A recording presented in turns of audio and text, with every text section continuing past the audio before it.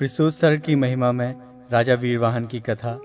देवर्षि नारद के पूर्व जन्म के इतिहास वर्णन में सत्संगति और भगवत भक्ति का महात्म्य। वृषोत्सर्ग के प्रभाव से राजा वीरवाहन को पुण्यलोक की प्राप्ति।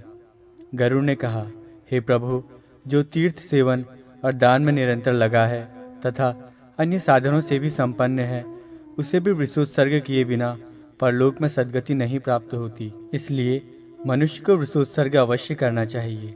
ऐसा मैंने आपसे सुन लिया। इस वृषोत्सर्ग का फल क्या है? प्राचीन समय में इस यज्ञ को किसने किया? इसमें किस प्रकार का वृक्ष होना चाहिए? विशेष रूप से इस कार्य को किस समय करना चाहिए और इसको करने की कौन सी विधि बताई गई है, ये सब बताने की कृपा करें। श्री कृष्ण ने कहा, हे खगेश्वर, मैं उस महापुण्यशाली इतिहास का वर्णन कर रहा हूँ जिसका वर्णन ब्रह्मा के पुत्र महर्षि वशिष्ठ ने राजा वीरवाहन से किया था। प्राचीन समय की बात है।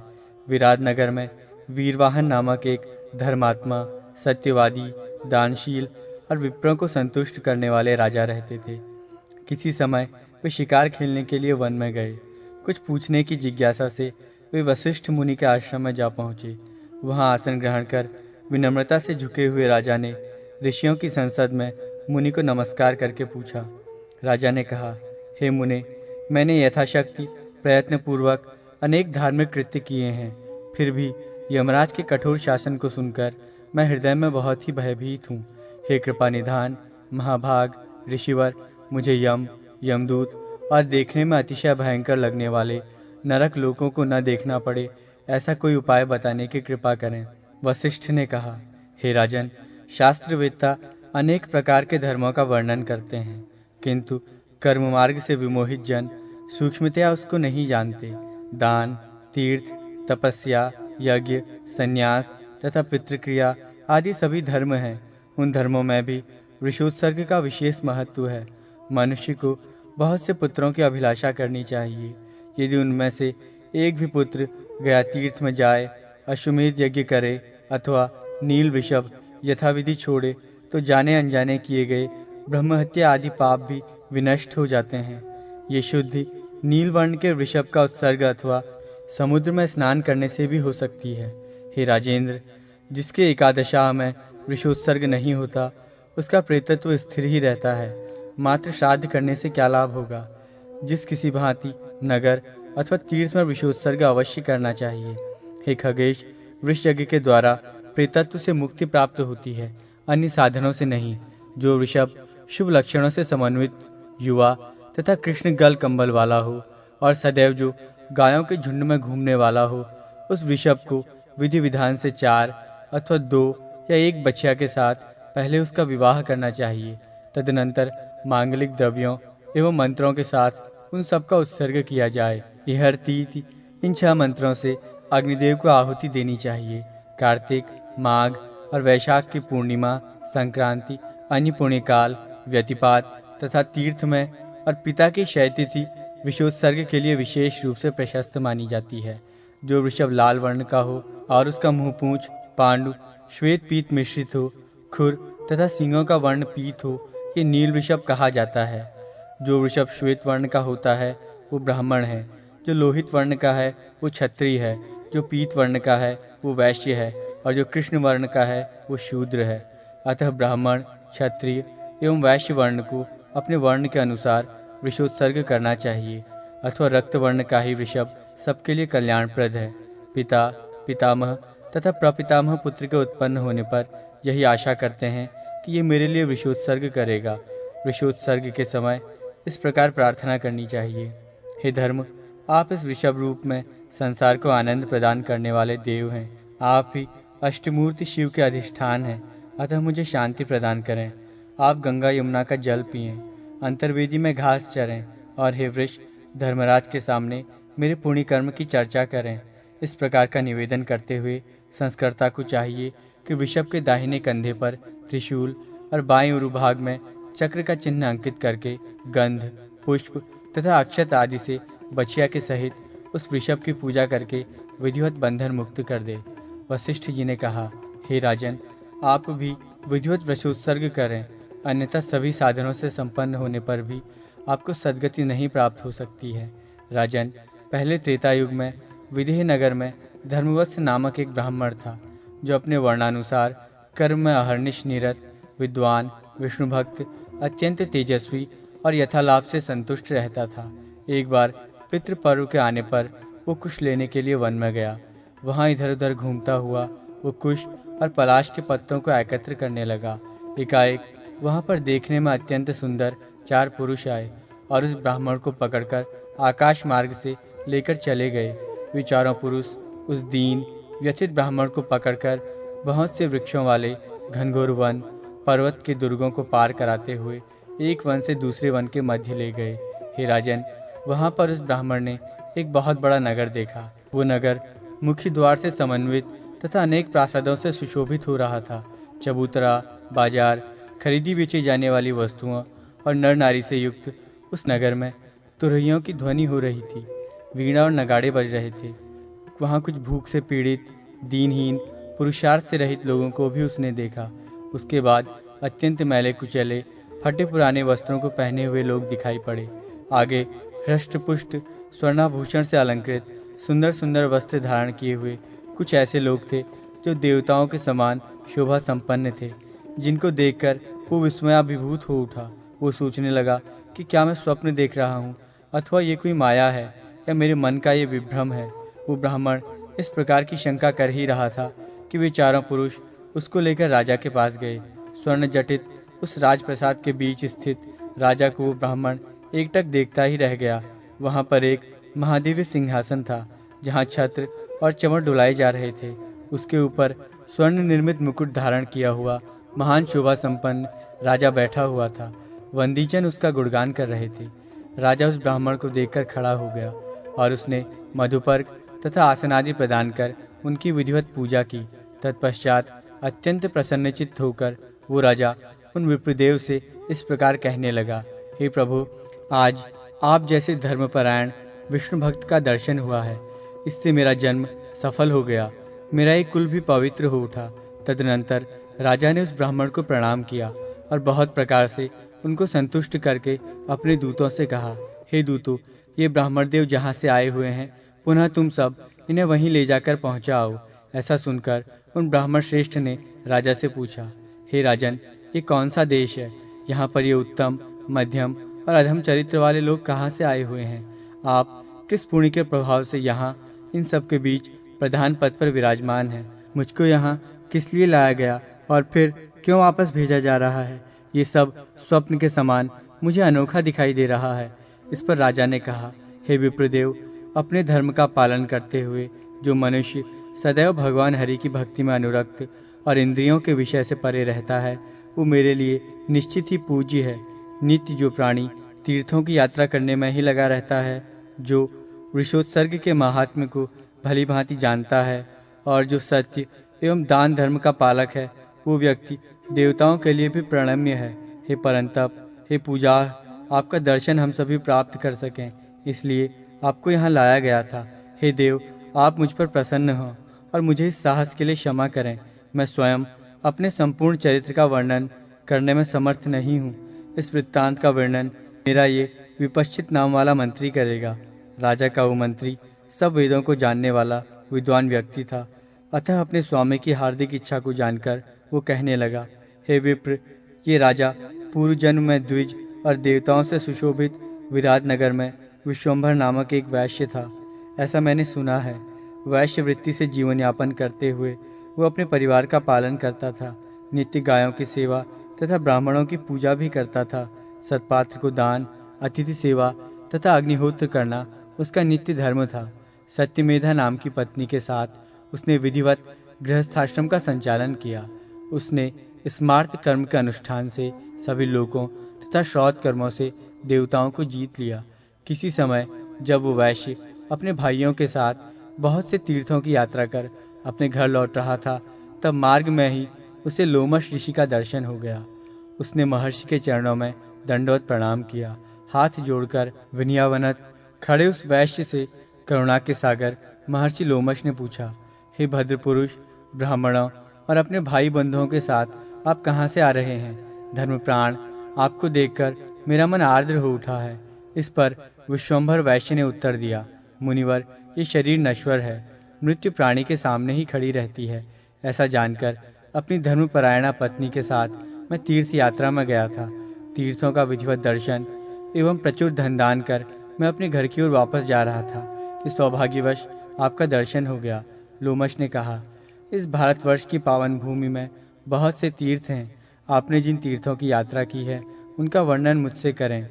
वैश्य ने कहा, हे ऋषिवर, जहाँ गंगा, यमुना और सरस्वती नामक पवित्रतम नदियाँ एक साथ मिलकर प्रवाहित होती हैं, जहाँ ब्रह्मा तथा देवराज इंद्र ने दशाश्वमेध यज्ञ किया था, उस तीर्थराज प्रयाग, जहाँ करुणानिधान देव देवेश्वर शिव प्राणियों के कान में तारक मंत्र का उपदेश देते हैं, उस मोक्षदायिनी काशी, पुलहाश्रम, फल्गुतीर्थ, गंडकी, चक्रतीर्थ, नैमिषारण्य, शिवतीर्थ, अनंतक, गोप्रतारक, नागेश्वर, बिंदु सरोवर, मोक्षदायक राजीव लोचन, भगवान राम से सुशोभित अयोध्या, अग्नितीर्थ, वायुतीर्थ, कुबेर तीर्थ, कुमार तीर्थ, सूकर क्षेत्र, भगवान कृष्ण से अलंकृत मथुरा, पुष्कर, सत्यतीर्थ, ज्वाला तीर्थ, दिनेश्वर तीर्थ, इंद्र तीर्थ, पश्चिम वाहिनी सरस्वती तथा कुरुक्षेत्र जाकर मैंने दर्शन किया। उसके बाद मैं ताप्ती, पयोषणी, निर्विंध्या, मलय, कृष्णवेणी, गोदावरी, दंडकवन, ताम्रचूड़, सदोदक और द्यावा भूमीश्वर तीर्थ को देखकर पर्वतराज श्रीशैल पहुंचा। तदनंतर महातेजस्वी भगवान हरि स्वयं जहाँ श्रीरंग नाम से निवास करते हैं, जहाँ महिषासुर मर्दिनी दुर्गा वेंकटी नाम से पुकारी जाती हैं, उस वेंकटाचल की यात्रा मेरे द्वारा की गई। तत्पश्चात चंद्रतीर्थ, भद्रवट, कावेरी, कुटिलाचल, अवटोदा, ताम्रपर्णी, त्रिकूट, कोलगिरी, वशिष्ठ तीर्थ, ब्रह्म तीर्थ, ज्ञान तीर्थ, महोदधि, ऋषिकेश, विराज, विशाल और नीलाद्रि, जगन्नाथपुरी, भीमकूट, श्वेतगिरी, रुद्रतीर्थ तथा जहाँ तपस्या करके पार्वती ने भगवान शिव का पति रूप में वर्ण किया था, उस उमावन तीर्थ की मैंने यात्रा की। साथ ही वरुण तीर्थ, सूर्य तीर्थ, हंस तीर्थ तथा महोदधि तीर्थ की यात्रा हुई, जहाँ स्नान करके काकोला पहाड़ी कौवा भी राजहंस बन जाता है, जहाँ स्नान मात्र करके एक राक्षस ने देवत्व पद प्राप्त कर लिया था। उसके बाद विश्वरूप, वंदी तीर्थ रत्नेश तथा कुहकाचल तीर्थ गया, जहाँ नर नारायण का दर्शन करके मनुष्य करोड़ों पाप से मुक्त हो जाता है। सरस्वती, दिशद्वती और नर्मदा नामक मनुष्यों के लिए कल्याणकारिणी नदियों की मैंने यात्रा की। भगवान नीलकंठ, महाकाल, अमरकंटक, चंद्रभागा, वेत्रवती, वीरभद्र, गणेश्वर, गोकर्ण, बिल्व तीर्थ, कर्मकुंड और सतारक तीर्थों में जाकर आपकी कृपा से मैं अन्य तीर्थों में भी गया, जहाँ मात्र स्नान करके मनुष्य कर्म बंधन से मुक्त हो जाता है। हे मुने, साधुजनों की जो कृपा है वो प्राणियों में कल्याणकारिणी बुद्धि को जन्म देती है। एक ओर तो सभी तीर्थ हैं और दूसरी ओर करुणापूर्ण साधुजन प्राणियों के कल्याण का, उन पर कृपा करने का व्रत धारण कर इतस्ततः परिभ्रमण करते रहते हैं। हे प्रभु, आप सभी वर्णों के गुरु हैं तथा विद्या एवं वय में श्रेष्ठ हैं, अतः मैं आपसे उस आदि भौतिक स्वरूप के विषय में पूछ रहा हूँ जो चिरंतन काल से चला आ रहा है। मैं क्या करूँ, किससे पूछूं? मेरा मन अत्यंत चंचल हो उठा है। ये ब्रह्म के विषय में तो निष्प्रह रहता है, पर विषयों में अति लालायित है। ये रंच मात्र भी उस अज्ञान रूपी अंधकार का विछोह सहन नहीं कर सकता है। हे विप्रदेव, कर्मों का जो श्रेष्ठतम क्षेत्र है वो अनेक प्रकार के भावों से व्यामोहित है। ज्ञान संपन्न व्यक्ति के पास जिस प्रकार से शांति आ जाती है, विवेकवान श्रेष्ठ मनुष्य जिस प्रकार अंतर्बाह्य दोनों स्थितियों में शुद्धता को प्राप्त कर लेता है, उस सब मुझे बताने की कृपा करें। ऋषि ने कहा, हे वैश्वर्य, ये मन अत्यंत बलवान है। ये नित्य ही विकारयुक्त स्वभाव वाला है, तथापि जैसे पीलवान मतवाले हाथी को भी वश में कर लेता है, वैसे ही सत्संगति से आलस्य रहित होकर साधन करके तीव्र भक्ति योग से तथा सद्विचार के द्वारा अपने मन को वश में कर लेना चाहिए। इस संबंध में तुम्हें विश्वास हो जाए, इसलिए मैं एक इतिहास बता रहा हूँ जो नारद के पूर्व जन्म के जीवन वृत्त से जुड़ा हुआ है, जिसको स्वयं उन्होंने ही मुझसे कहा था।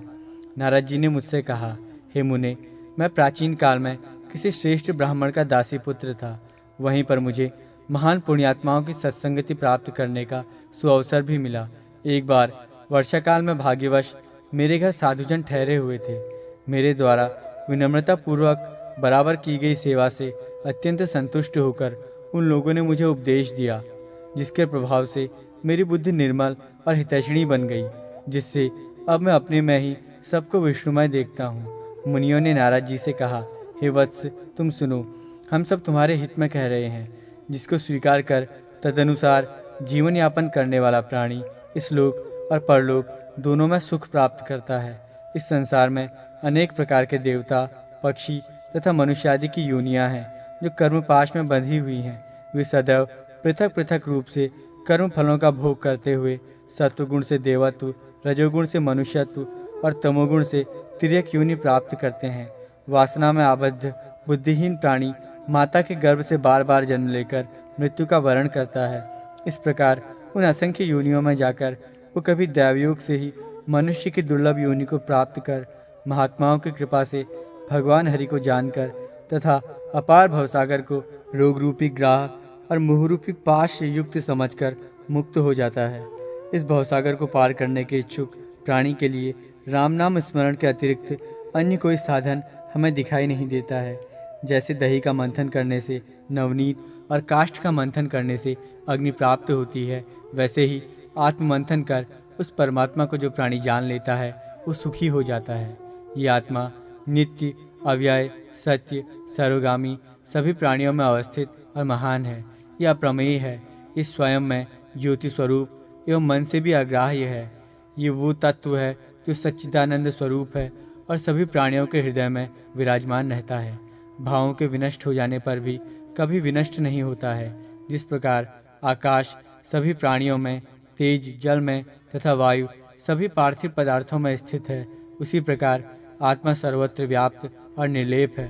भक्तों पर कृपादृष्टि रखने वाले भगवान हरि साधुओं की रक्षा करने के लिए अवतरित होते हैं। यद्यपि वे निर्गुण हैं, फिर भी अज्ञानियों को गुणवान प्रतीत होते हैं। जो व्यक्ति इस प्रकार की ज्ञानवती बुद्धि से अपने हृदय में उस परमात्मा का चिंतन करता है, उसके भक्ति योग से संतुष्ट होकर वे अजन्मा पुरुष परमात्मा उसको अपना दर्शन देते हैं। तत्पश्चात वो भक्ति कृतार्थ हो जाता है और सर्वदा सर्वत्र निष्काम भाव से बना रहता है। अतः बंधनयुक्त इस शरीर में अहंकार का परित्याग करके स्वप्न प्राय संसार में ममता और आसक्ति से रहित होकर संचरण करे। स्वप्न में धैर्य कहाँ स्थिर रहता है, इंद्रजाल में कहाँ सत्यता होती है, शरतकाल के मेघ में कहाँ नित्यता रहती है, वैसे ही शरीर में सत्यता कहाँ रहती है। ये दृश्यमान समस्त चराचर जगत अविद्या कर्म जनित है। ऐसा जानकर तुम्हें आचारवान योगी बनना चाहिए, उससे तुम सिद्धि प्राप्त कर सकते हो। इस प्रकार का उपदेश देकर वे सभी दीनहीन प्राणियों पर वात्सल्य भाव रखने वाले साधु वहां से चले गए। तदनंतर मैं उनके द्वारा बताए गए मार्ग से उसी प्रकार का आचरण प्रतिदिन करता रहा।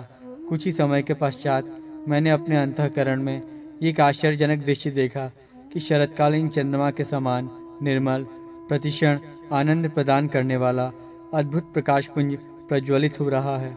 वो महातेज मुझे प्रचुर सुख से सींचकर अपने प्रति अधिक स्पृहायुक्त बनाकर आकाश में विद्युत की भांति अंतर्हित हो गया।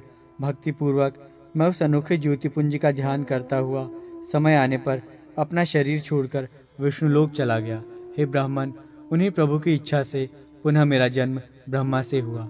उन भगवान की कृपा से ही मैं आज अनासक्त रहकर तीनों लोकों में बार बार वीणा बजाते और गीत गाते हुए घूमता रहता हूँ। अपना ऐसा अनुभव बताकर मुनि नारद मेरे पास से मनोनुकूल दिशा में चले गए।